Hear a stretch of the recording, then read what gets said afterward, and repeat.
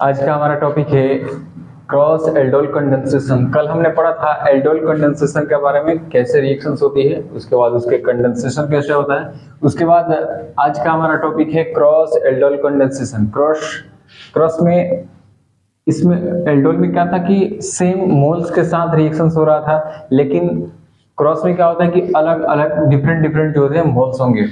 इसमें aliphatic carbonyl group के साथ एलिफेटिक कार्बोनिल ग्रुप का हम रिएक्शंस कराएंगे। इसमें क्या होती है कि एलिफेटिक में जो होती है अल्फा हाइड्रोजन प्रेजेंट होते हैं। अल्फा हाइड्रोजन क्या है हमने देखा था पहले वाले में। और दूसरा होता है एरोमेटिक कार्बोनिल कंपाउंड के साथ एलिफेटिक कार्बोनिल कंपाउंड का हम रिएक्शंस कराएंगे। इसमें क्या होता है कि अल्फा हाइड्रोजन प्रेजेंट नहीं होता है, इसमें अल्फा हाइड्रोजन प्रेजेंट नहीं होते क्योंकि इसमें बेंजीन रिंग आते हैं तो या साइकिल आते हैं तो उसमें नहीं होते। क्यों नहीं होती उसको भी हम आगे बताएंगे। फॉर एग्जांपल जैसे कि हम क्रॉस एल्डोल कंडेंसेशन को एक एग्जांपल के माध्यम से देखेंगे और मैकेनिज्म के साथ भी देखेंगे कि किस मैकेनिज्म के थ्रू ये रिएक्शंस हो रही है। इसमें कुछ कंडीशंस होते हैं। इसमें कैटलिस्ट के रूप में जो होती है NaOH यहाँ पर दिख रहा है वो डायरेक्ट फॉर्म में यूज होता है। और इसमें एक कंडीशन होती है कि इसका जो टेम्परेचर होता है 20 डिग्री सेल्सियस मेंटेन करके रखना होता है। ज्यादा होगा तो ये अपना रिएक्शन शो नहीं कर पाएगी। और इसमें जो H2O निकलता है वो कंडेंसेशन के थ्रू निकलते हैं H2O, और जब ये निकलता है तो एक बड़े मॉलिक्यूल्स का फॉर्मेशन होता है। कल हमने देखा था इसे। और यहाँ पर हीट का सिंबल होता दिख रहा है जो कंडेंसेशन के दौरान हीट दी जाती है। इसमें यहाँ पर एक मोल्स लिया गया बेंजल्डिहाइड, ये एल्डिहाइड शो कर रहा है। यहाँ पर जो कार्बोनिल ग्रुप है ये एल्डिहाइड का है। और यहाँ पर एक है एसीटोन, ये कीटोन है। यहाँ पर दोनों क्या है डिफरेंट मॉलिक्यूल से, एक लिया गया कीटोन का, एक एल्डिहाइड का लिया गया है। और इसमें जो रिएक्शंस हो रही है यहाँ पर जो दोनों H है H2, ये क्या करती है ऑक्सीजन को लेकर के H2O लेकर के यहाँ पर जो होती है H2O का मॉलिक्यूल जो होती है निकल रहा है। निकलने के बाद जो होती है ये हमारा कंपाउंड का फॉर्मेशन हुआ। यहाँ से इस कंपाउंड से जो एसीटोन है इससे क्या किया, एसीटोन से यहाँ से दोनों H ले लिया और यहाँ से ऑक्सीजन को एल्डिहाइड से ऑक्सीजन को ले लिया और दोनों मिल करके क्या हुआ H2O को रिलीज किया, रिमूव किया। और यहाँ पर हमारा H2O एक रिलीज हो रहा है। तो इसका नाम अगर नोमेनक्लेचर देखें तो यहाँ से हम स्टार्ट करेंगे 1 2 3 4। तो यहाँ पर 4 फिनाइल, यहाँ पर जो दिख रहा है इसी ये 4 नंबर पर है तो फिनाइल। और यहाँ पर 3 ब्यूटीन, यहाँ पर जो दिख रहा है हमें डबल बॉन्ड, यहाँ पर 3 पर है तो 3 ब्यूटीन हो जाएगा। यहाँ पर 2ONe, यहाँ पर कीटोन ONe मतलब यहाँ पर कीटोन को शो कर रहा है। तो यहाँ पर दूसरे नंबर पर जो कार्बोनिल ग्रुप है दूसरे नंबर पर, इसलिए इसे 2ONe लिखा गया है। कीटोन का ये सिंबल है, कीटोन का फॉर्मेशन हुआ है। इसे हम बेंजल एसीटोन भी बोल सकते हैं। तो इस रिएक्शंस को हम पूरे मैकेनिज्म के थ्रू देखेंगे कि किस मैकेनिज्म में स्टेप बाय स्टेप देखेंगे कैसे ये रिएक्शन शो हुआ। और एक यहाँ पर भी दिख रहा है रिएक्शंस, इसको भी हम देखेंगे मैकेनिज्म के थ्रू और बहुत सारे एग्जांपल्स को भी सॉल्व करेंगे। तो यहाँ पर एक मॉलिक्यूल्स दिख रहा है और यहाँ पर भी एक मॉलिक्यूल्स, दोनों में डिफरेंस है, दोनों अलग अलग मॉलिक्यूल्स दिख रहे हैं। तो इसमें क्या हो सकता है कि ये खुद से रिएक्ट करें, खुद का रिएक्ट करके एल्डोल बना लें। ये भी खुद का रिएक्ट करके एल्डोल बना सकता है, या दोनों क्या कर सकता है एक दूसरे से रिएक्ट कर सकता है। जब एक ही कंटेनर में इसे रखेंगे तो दोनों एक दूसरे से रिएक्ट करके अलग एक डिफरेंट एल्डोल का फॉर्मेशन कर सकता है। तो इसके मैकेनिज्म के थ्रू देखेंगे, नोट डाउन कर लीजिए। क्रॉस एल्डोल कंडेंसेशन में ये जो रिएक्शंस है इसमें 2 स्टेप इन्वॉल्व होती है। इसके मैकेनिज्म के साथ देखेंगे एग्जांपल के साथ कितने मैकेनिज्म इन्वॉल्व होते हैं इस क्रॉस एल्डोल कंडेंसेशन में। इस मैकेनिज्म में जनरली देखा गया है कि 2 स्टेप इन्वॉल्व होते हैं। जैसे कि एक तो फॉर्मेशन ऑफ एल्डोल, जो एल्डोल का फॉर्मेशन हमने पिछले वीडियो में देख चुका है कि एल्डोल का फॉर्मेशन कैसे होती थी। उसके बाद से है दूसरा स्टेप डिहाइड्रेशन या एलिमिनेशन, रिमूव H2O। यहाँ पर इसे हम कंडेंसेशन भी बोलते हैं, डिहाइड्रेशन भी बोलते हैं, एलिमिनेशन भी बोलते हैं। इसमें H2O रिलीज होती है, H2O का मॉलिक्यूल्स जो होते हैं उसका फॉर्मेशन होता है। यहाँ पर जो ये हमारा एक कंपाउंड दिख रहा है, एक मोल्स दिख रहा है, इससे पहले सबसे पहले स्टेप में क्या करते थे हम? सबसे पहले स्टेप में हमें न्यूक्लियोफाइल का फॉर्मेशन करना था। ये जो एल्डोल का फॉर्मेशन हो रहा है इसमें भी स्टेप इन्वॉल्व थे, जिसमें सबसे पहला क्या था कि इसमें हमें सबसे पहले न्यूक्लियोफाइल का फॉर्मेशन करना था। तो इसमें हम क्या ले रहे थे कैटलिस्ट के रूप में? NaOH को ले रहे थे या KOH को ले सकते हैं, बेस स्ट्रॉन्ग बेस लिए थे। तो यहाँ पर जो NaOH है ये कैटलिस्ट के तौर पर यूज होता है इसमें। तो NaOH Na plus OH minus में टूटता है NaOH। तो NaOH Na plus OH minus में टूटा, ये जो OH दिख रहा है ये क्या करता है? अटैक करता है किसके ऊपर? हाइड्रोजन को लेकर के क्या करता है? ये H2O का फॉर्मेशन करता है।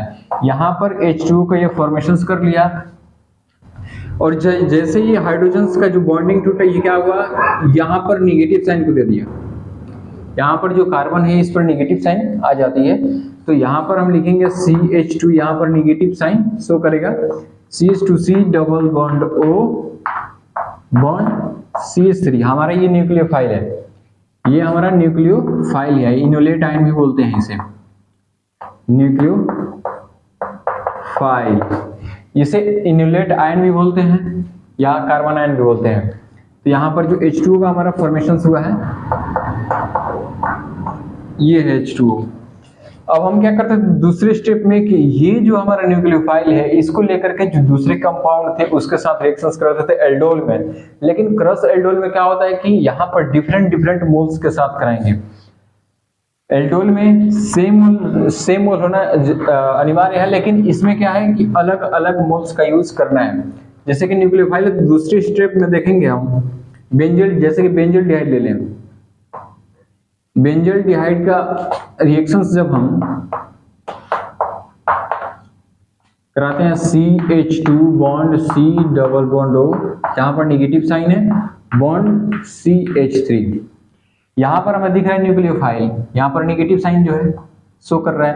ये न्यूक्लियोफाइल क्या करता है दूसरे स्टेप में? क्या था कि attack on nucleophile, attack on carbon, किसके कार्बन पर? अनआयनाइज्ड जो कार्बोनिल कंपाउंड है उसके कार्बन पर ये अटैक करता था। तो ये हमारा अनआयनाइज्ड है, अभी आयनाइज्ड नहीं हुआ है, इस कंपाउंड का आयनाइजेशन नहीं हुआ है। तो इसमें जो कार्बोनिल कंपाउंड है कि यहीं पे कार्बोनिल ग्रुप जुड़ा हुआ है, तो कार्बोनिल कंपाउंड से क्या, कार्बोनिल कंपाउंड पर क्या करता है? न्यूक्लियोफाइल अटैक करता है। तो ये न्यूक्लियोफाइल यहाँ पर अटैक करेगा। ये जो बॉन्ड है पाई बॉन्ड, पाई जो इलेक्ट्रॉन है क्या करेगी? यहाँ पर मोर निगेटिविटी को शो करेगी टूटने के बाद, और यहाँ पर मोर पॉजिटिविटी को शो करेगी। ये एडजस्ट करने के लिए यहाँ पर ऐसे करती है, अपने वैलेंसी को मेंटेन करने के लिए।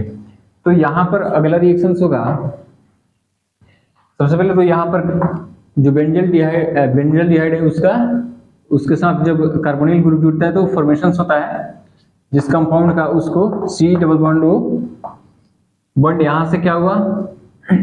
यहाँ पर डबल बॉन्ड नहीं होगा, सिंगल बॉन्ड, यहाँ पर निगेटिविटी शो कर देगी क्योंकि यहाँ पर बॉन्ड टूट चुका है।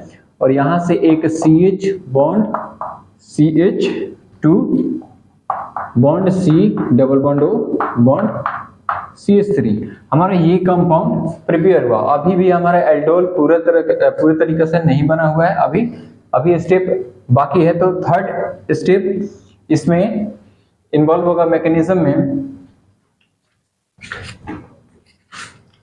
थर्ड स्टेप हमारा क्या था?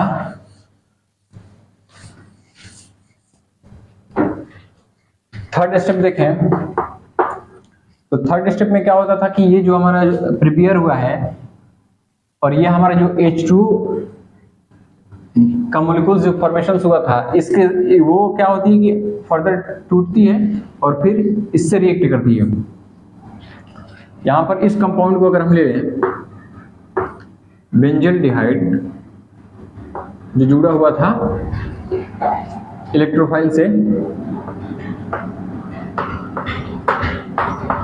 CH2 bond C double bond O bond CH3,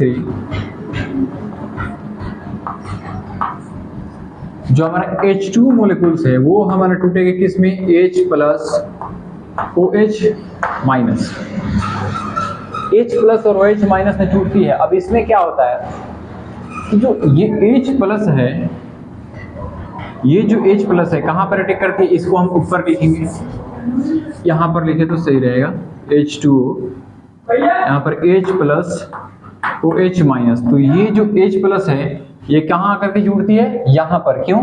क्योंकि यहाँ पर जो मोड नेगेटिविटी ये अपने को भी एडजस्ट करना चाहता है और अपने वैलेंसी को मेंटेन करना चाहता है और सेटल होना चाहता है, स्टेबल होना चाहता है। तो स्टेबल होने के लिए क्या करेगा, यहाँ पर H जुड़ेगा, क्योंकि हमें एल्डोल में क्या करना था, एक तो एल्डिहाइड का फॉर्मेशन होना था और एक OL मतलब अल्कोहल का फॉर्मेशन होना था। तो यहाँ पर तो हमें दिख रहा है कि ये एल्डिहाइड नहीं है लेकिन कीटोन है, तो यहाँ पर एल्डिहाइड का फॉर्मेशन होता है या कीटोन का फॉर्मेशन होता है। तो यहाँ पर एक तो कीटोन बन चुका है और दूसरा नंबर यहाँ पर अल्कोहल में बनाना अभी बाकी है। तो ये H जो होती है यहाँ पर आकर के जुड़ती है और जुड़ करके हमारा यहाँ पर क्या बना लेती है,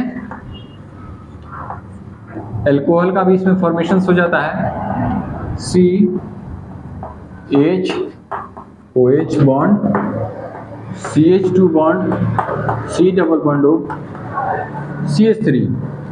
हमारा पूरा तरीके से एल्डोल का यहाँ पर फॉर्मेशन हो गया।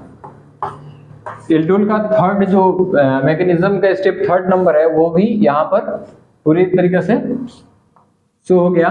अब इसके बाद क्या था कि दूसरा स्टेप क्या था कि डिहाइड्रेशन करना है या एलिमिनेशन करना है या कंडेंसेशन करना है, जिसमें H2 फिर से रिलीज होगी और कैटलिस्ट फिर से हमें पूर्ण रूप से प्राप्त होगा। तो उसको शो करने के लिए अगला स्टेप जो था, अगला स्टेप इसमें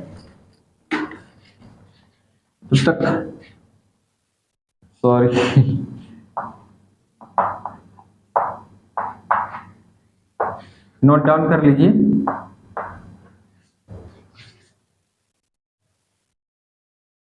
तो जो थर्ड मैकेनिज्म था उसके बाद हम फोर्थ मैकेनिज्म का है या दूसरा मैकेनिज्म का है, दो मैकेनिज्म इन्वॉल्व थी। एक तो फॉर्मेशन ऑफ एल्डोल, तो एल्डोल का फॉर्मेशन हो गया है। अब दूसरा नंबर है एलिमिनेशन कर सकते हैं, कंडेंसेशन कर सकते हैं, डिहाइड्रेशन कर सकते हैं या H2 जिसमें H2O रिमूव होता है। तो ये वाला स्टेप जो है इसके बाद देखेंगे। तो एल्डोल को फिर से हम उठाएंगे, जो फॉर्मेशन हुआ एल्डोल उसको हम यहाँ पर लेते हैं।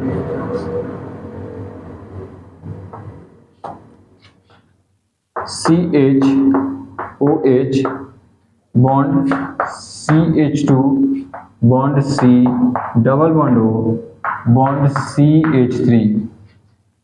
यहाँ पर हमारा ये एल्डोल है। एल्डोल कैसे, यहाँ पर एक तो OH ग्रुप दिख रहा है और यहाँ पर कार्बोनिल ग्रुप, ये हमारा कीटोन ग्रुप है और ये हमारा यहाँ पर शो कर रही है अल्कोहल। इसमें क्या होता है कंडेंसेशन में, इसमें हमें हीट देना पड़ता है। इस रिएक्शंस को करने के लिए हमें क्या करना था, क्रॉस एल्डोल में करने के लिए हमें 20 डिग्री सेल्सियस टेम्परेचर को मेंटेन करना था। लेकिन जब इसमें कंडेंसेशन होती है यहाँ पर हीट देना पड़ता है। हीट देंगे तभी H2O का मॉलिक्यूल्स होती है वहां से यहाँ से रिलीज होती है। तो यहाँ का जो H2 दिख रहा है, यहाँ पर अगर हम H ऐसे लिख दें तो इसमें का OH और यहाँ का H, यहाँ का OH और H दोनों मिलकर के क्या करती है, H2O रिमूव करती है, H2O रिलीज करती है। और जैसे ये टूटता है तो क्या होता है, यहाँ पर डबल बॉन्ड को शो करेगा, यहाँ पर डबल बॉन्ड ये बना लेगा क्योंकि ये फ्री हो गया और अपने वैलेंसी को मेंटेन करने के लिए क्या करती है, डबल बॉन्ड का फॉर्मेशन करती है। तो जब डबल बॉन्ड होगा तो इस कार्बन से जुड़ेगी, तो ये भी कार्बन क्या करती है, अपने वैलेंसी को मेंटेन करने के लिए क्या करती है, ये भी डबल बॉन्ड में हेल्प करती है। तो यहाँ पर अगर देखें तो ये हमारा प्रॉपर तरीके से फॉर्मेशन हुआ है बेंजीन, यहाँ पर benzene group CH double bond CH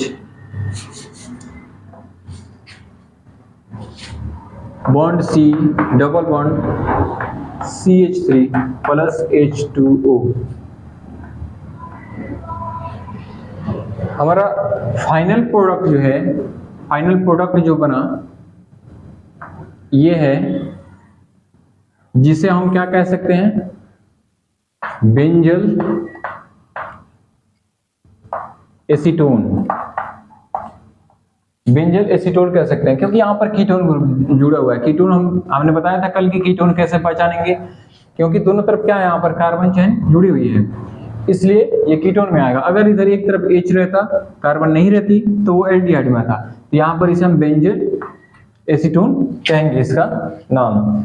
और यहाँ पर जो H2O रिलीज हो रहा है, यहाँ पर हम शो कर सकते हैं H2O। और जो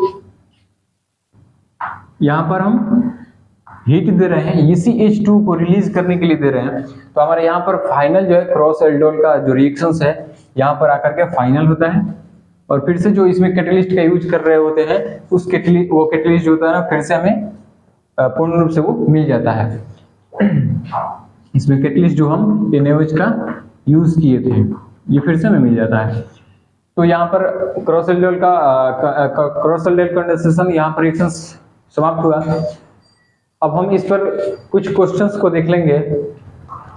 4-5 क्वेश्चन को देखने के बाद इससे समझ में आएगी कि कैसे कैसे इसमें मैकेनिज्म हो रहे हैं, और मैकेनिज्म याद भी हो जाएंगे कैसे कैसे इसमें रिएक्शंस हो रहे हैं।